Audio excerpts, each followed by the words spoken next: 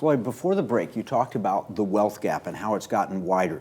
And I want to bring this out because too often people think, oh, conservatives and people that believe in the Constitution, they're just anti-poor people. They're anti-middle class. They're just a bunch of fat cats. It's actually the opposite. Yeah, no, it is because the system has been gamed to help the fat cats. That's what people don't realize.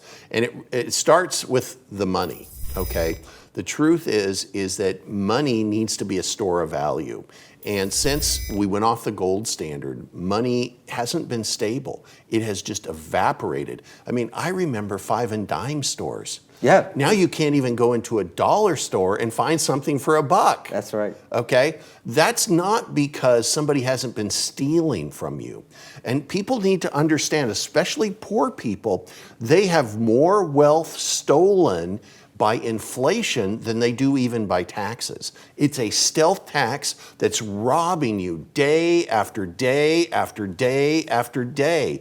And so if money isn't a store of value, then poor people are going to get poorer, and the middle class right now is getting crushed. Yeah. I mean, they can't afford milk, they can't afford eggs, they can't afford bread, they can't afford gasoline. Gasoline. I mean, it's just it's unreal, but it's all according to plan, and so this great wealth transfer was facilitated.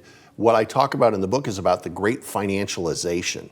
And, you know, in our lifetime, we saw this break in the Glass-Steagall bill, which had kept banks and financial institutions separate. So that's when we graduated. So when we were born, and then at age 10, we bought a candy bar for a dime. It's now $1.50 or $2.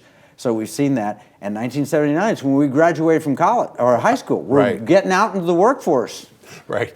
In fact, I remember my dad made me go and sit in the gas line. That was what I did to fill up the car. But and so we can remember that big inflation of the 70s, and I think that helps give us some perspective as to how things have changed. I mean, my parents bought a house for $13,000. Yeah. A house. Yeah. Okay. I just took my daughter this weekend. We bought a used car for almost $30,000, and it was used.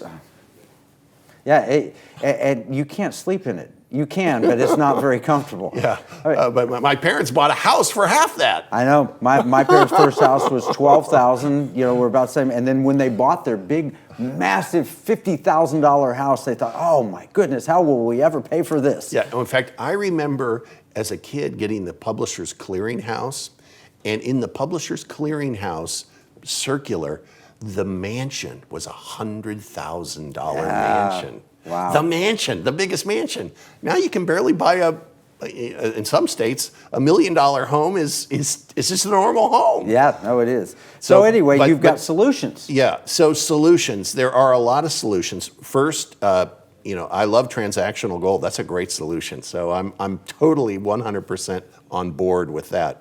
But really, what I encourage people to do is get involved locally. All of us live in a community. There's over 3,000 counties in America, and there's, I think, 3,100 total.